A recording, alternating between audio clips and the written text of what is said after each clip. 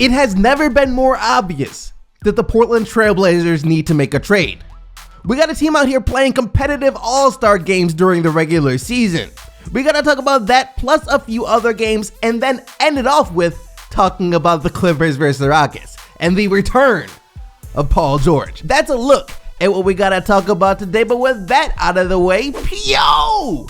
What is up, guys? It's me, Zachary. How y'all doing today? Hope you're having a fantastic day, no matter what part of the world you might be watching from. You guys already know the drill, though. Go ahead and destroy, decimate, demolish that like button, as it does help the channel grow. It's greatly appreciated. Not only that, though, make sure that you also subscribe to the channel with post notifications turned on so you don't miss out on more videos like this every Monday through Friday. That is 5 days per week. That's enough jibber jabber, though. That's enough talking about all this extra stuff. Now let's just get into what we gotta talk about today. Let's get it. Let's go. Guys, there is a state of emergency going on in Portland. The Portland Trail Blazers just lost last night at home to the Toronto Raptors, a team missing so many players.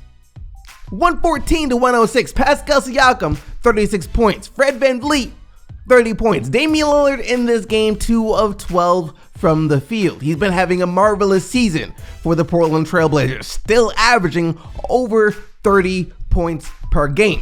But the Portland Trail Blazers on the year, like I've said, this was the 6th loss in their last 7 games. And not only that, they're only 4-8 on the year, well outside the playoffs in the Western Conference.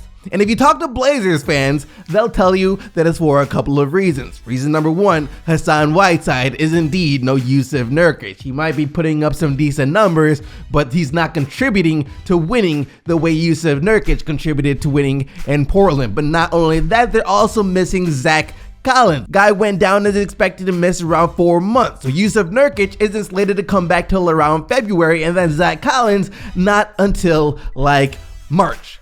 And the Blazers right now don't look very good at all. They're not 4-8 on the freaking year. They lost 6 of their last 7. And you're trying to tell me that they're going to have to wait until February to get Nurkic back till it starts getting better, and it won't even start getting better right away because he's going to have to work himself back into shape, get used to playing again? And then after that, you got to wait for Zach Collins. Then it's going to be the same thing with him. And then all these guys are going to have to come together right when the playoffs start to make a big run. No!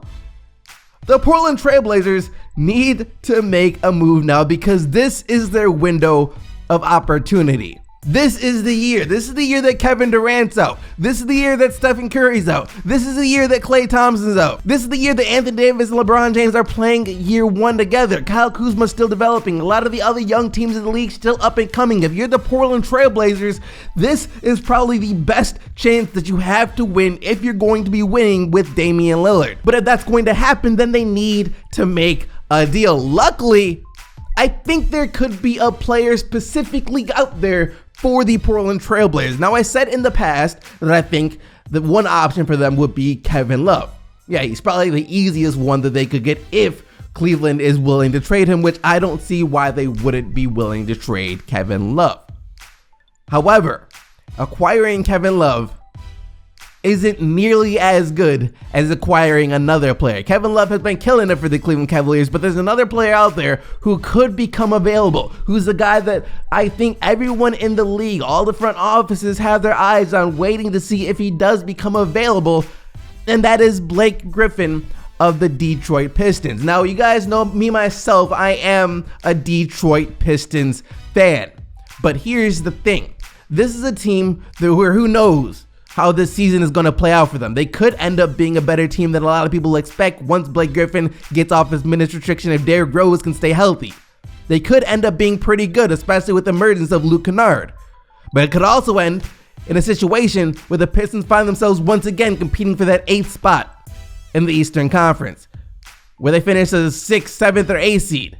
Clearly not getting good enough to the point where they're going to be able to compete with the Bucks, Celtics, Raptors, Pacers, Sixers, all the other upper echelon teams in the Eastern Conference, right?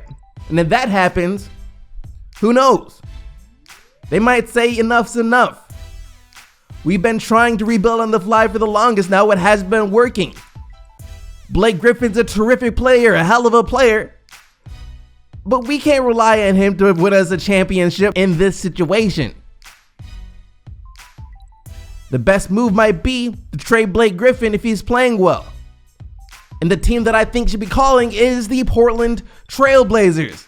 If you get Blake Griffin on the Portland Trail Blazers, then this could be the year that they end up winning it all.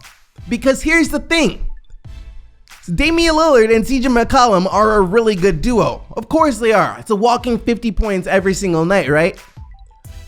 But they're not the best duo in the NBA. Let's not get ahead of ourselves. Damian Lillard and CJ McCollum is not better than Kawhi Leonard and Paul George, or LeBron James and Anthony Davis, or any of these other great duos out here in the NBA. All right, and that's no fault of Damian Lillard or CJ McCollum. They're the players that they are. And Damian Lillard is a terrific player. But if I'm looking at CJ McCollum specifically, and I think he is a great player, and from what I know about him, he seems like a great person from what I've heard of listening to his podcast. But I do not think CJ McCollum can be the second best player on a championship team. I think he can be a great third best player on a championship team. And I do not think that the Blazers would trade CJ McCollum to get Blake Griffin. That wouldn't have to happen. I'm not talking about that kind of swap, because if you're the Pistons, if you're trading Blake Griffin, it's because you couldn't get anyone else to pair next to him, and you gotta start going young. You're not gonna trade for CJ McCollum. They get a package of Hassan Whiteside to match contracts and Anthony Simons. That's where discussions would have to talk. The Blazers throw in a couple of the young players, the picks, whatever. I don't know how the technicalities would go, but if you get Blake Griffin on the Portland Trail Blazers, then all of a sudden your big two becomes Damian Lillard and Blake Griffin. And for those of you guys who forgot what Blake Griffin did last year, he was a guy averaging 24.5 points, just under 8 rebounds, and over 5 assists per game. Shooting the ball well from the field and from 3. He will give the Portland Trail Blazers some diversity with their offensive attacks. He give them another type of player, add another dimension to their team overall. And that would really solidify Portland as a true threat to the other teams in the Western Conference and to the other teams in the NBA in general. So the Boston Celtics won their 9th game in a row last night, this time versus the Washington Wizards. And I know the Boston Celtics are a great team. They've been playing some great basketball, getting guys involved. They have a bunch of players that could drop 20 points on you any single night. I really like these Boston Celtics. They're freaking 9-1 on the year, and they're still not getting enough credit. But there's no way that the Boston Celtics should be scoring 140 points in regulation. There's no way this should be happening. Now, the first time this happened this year, I thought it was kind of fun to watch. And I thought it was a good thing. You know, I was hyped about the game. And then I started to see this game. And I started to see that this is just going to become a trend for the freaking Washington Wizards. Okay, so the Washington Wizards lost last night, 140-133. Bradley Beal, monster game, 44 points. But the Washington Wizards are literally so bad this year that against teams that they know they have no chance of winning against, they just turn it into a competitive all-star game. They just say, you know what? We're gonna skip trying to defend these guys because we know we can't do that. And we're going to just go all out with Bradley Beal and hope that we can outscore these guys. Hasn't worked out yet. They've done it against the Houston Rockets and they've done it against the Boston Celtics. They haven't done it against any other team. They haven't done it against Detroit. They haven't done it against the Thunder, the Spurs, Indiana. They go into those games thinking, you know what, we might have a shot. We could do it. One of their guys has an off night, bang, we're right in there. Bradley Beal, we got this. But against teams like the Rockets and the Celtics, they're playing Olay defense. Now, the last thing we have to talk about today is the Clippers versus the Rockets and the return of Paul George. Before we get into that, we do have a few other games to go over real quick. And the first one was the Grizzlies versus the Hornets. The Grizzlies getting the win 119-117 thanks to a Ja Morant game winner. The rookie has been playing outside of his mind. 23 points and 11 assists for Morant in this game. The Minnesota Timberwolves beat the San Antonio Spurs 129-114. Karl Anthony Towns and Rudy Gay exchanging some words in this one. Nothing really came of it. They just exchanged words. Andrew Wiggins, though, just talked about the dude yesterday, and he's continuing to kill it, operating as the pseudo point guard for the Minnesota Timberwolves. 30 points, 8 rebounds, and 7 assists. No Anthony Davis for the Los Angeles Lakers last night as he was out due to rest, but let's be real here, that was more so mercy from the Lakers' part on these Warriors. 120-94, the final score. LeBron with 23 and 12. McGee stepping in big time with 18 points and 17 rebounds. And lastly for the segment, the Orlando Magic throttled the Philadelphia 76ers in the fourth quarter yesterday. Outscored Philly to 32-15. Granted, there was no Joel Embiid as he was resting with a sore knee. Vucevic with 25 points on the night. Now though, to talk about this Clippers versus Rockets game. And a lot of people were looking forward to this game because this was going to be a test for the Houston Rockets. See how they fare against the Los Angeles Clippers. And they fared pretty well against the Los Angeles Clippers, if you ask me, according to last night at least. 102-93, the Rockets get the win behind James Harden and his 47 points, 7 assists, and 6 rebounds. Here's the thing, though. Here's the thing. Now, the last time I talked about the Clippers, I talked about how badly this team needs Paul George.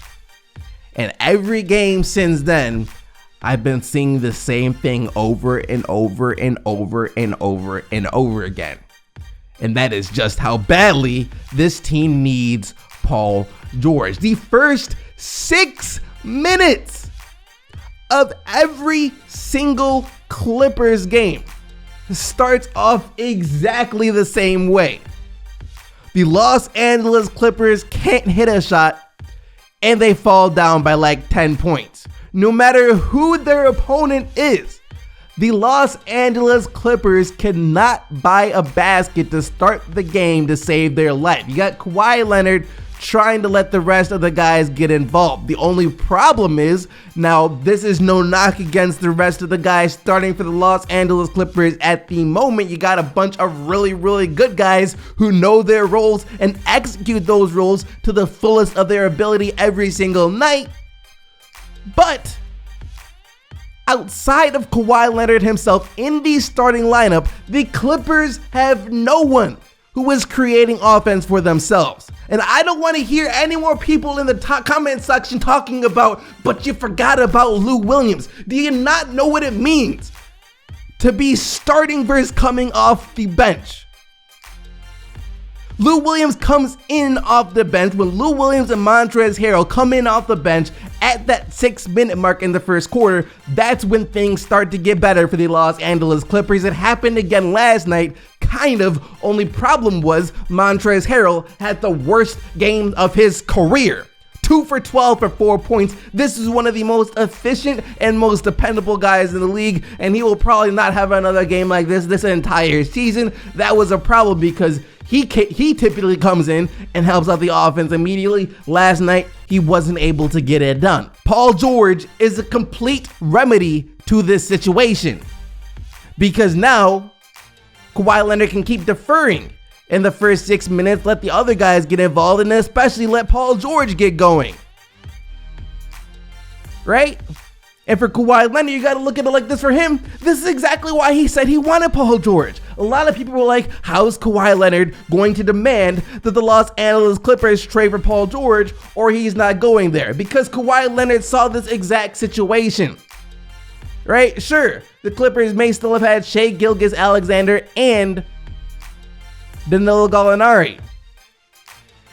But Danilo Gallinari is injury prone and Shai Gilgeous-Alexander was going into his second year of the league. They've both been playing well for the OKC Thunder so far, but come on, Kawhi Leonard is trying to win a championship. You can't rely on Danilo Gallinari being your second offensive threat in the starting lineup if you're trying to win a championship, just because who knows if he's still going to be healthy enough to play in June.